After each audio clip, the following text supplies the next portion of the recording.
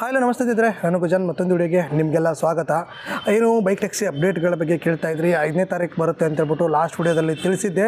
But some ಕೆಲಸಗಳಿಂದ ಬೇರೆ ಕೆಲಸಗಳಿಂದ 5ನೇ ತಾರೀಕು ವಿಡಿಯೋ ಮಾಡೋಕ್ಕಾಗಿರಲಿಲ್ಲ. ಅದಕ್ಕೋಸ್ಕರ ಇವತ್ತು ನಿಮಗೋಸ್ಕರನೇ ಅಪ್ಡೇಟ್ ಕೊಡಬೇಕು ಅಂತ ಹೇಳ್ಬಿಟ್ಟು ಮಾಡ್ತಾಯಿದ್ದೀನಿ.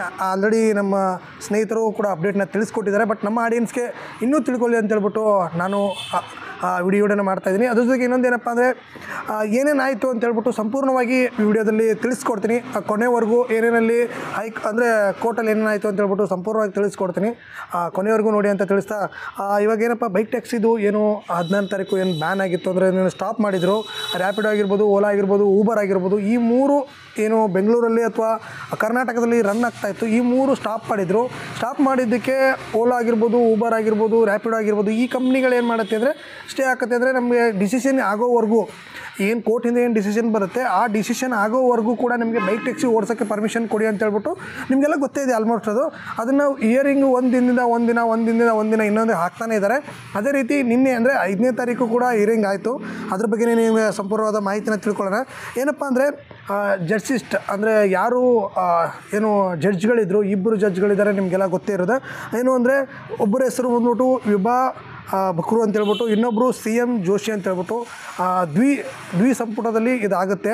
ಆದಮೇಲೆ ಈಗ ಅದ್ರ ಜೊತೆಗೆ ರ್ಯಾಪಿಡೋ ಕಡೆಯಿಂದ ಅಡ್ವೊಕೇಟ್ ಆಗಿರುವಂಥ ಉದಯ್ ಒಳ್ಳೆ ಅವರು ಕೂಡ ವಾದನ ಮಂಡಿಸಿದ್ದಾರೆ.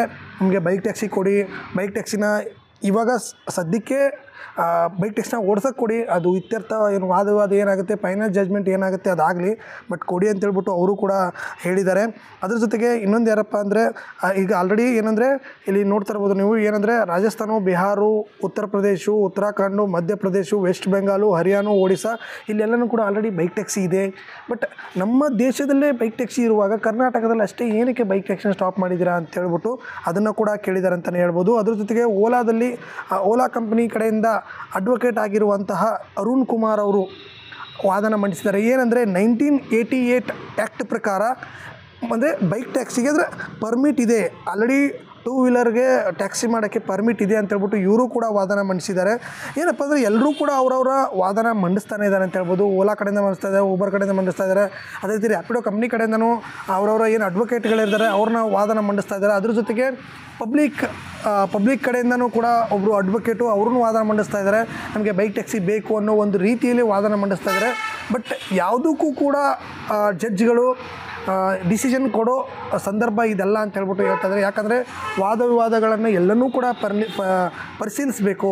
ಸಡನ್ನಾಗಿ ಇಮಿಡಿಯೇಟಾಗಿ ಕೊಡೋಕ್ಕಾಗಲ್ಲ, ವಾದನ ಪರಿಶೀಲಿಸಬೇಕು. ಪರಿಶೀಲಿಸಿದ ಮೇಲೇ ನಾವು ಫೈನಲ್ ಜಜ್ಮೆಂಟನ್ನು ಕೊಡೋಕ್ಕಾಗೋದು ಅಂತ ಹೇಳ್ಬಿಟ್ಟು ಈ ರೀತಿ ಹೇಳಿದ್ದಾರೆ. ಅದ್ರ ಜೊತೆಗೆ ನಮ್ಮ ಕರ್ನಾಟಕ ಸರ್ಕಾರದ ಕಡೆಯಿಂದ ಏನು ಪಬ್ಲಿಕ್ ಪ್ರಾಸಿಕ್ಯೂಟರ್ ಇದ್ದಾರೆ ಅವರು ಕೂಡ ಹೇಳ್ತಾ ಇದ್ದಾರೆ ಬೈಕ್ ಟ್ಯಾಕ್ಸಿ ಬೇಡ, ಬೈಕ್ ಟ್ಯಾಕ್ಸಿ ಕೊಡೋದ್ರಿಂದ ಆಟೋದವ್ರಿಗೆ ತೊಂದರೆ ಆಗುತ್ತೆ. ಅದ್ರ ಜೊತೆಗೆ ಏನು ಅಂದರೆ ಮಹಿಳೆಯರಿಗೆ ಇದರಿಂದ ತೊಂದರೆ ಆಗುತ್ತೆ, ಸೆಕ್ಸುವಲ್ ಹರಾಸ್ಮೆಂಟ್ ಆಗ್ತಾ ಇದೆ ಅನ್ನೋ ಒಂದು ವಾದನ ಕೂಡ ಮಂಡಿಸಿದ್ದಾರೆ ಅಂತಲೇ ಹೇಳ್ಬೋದು.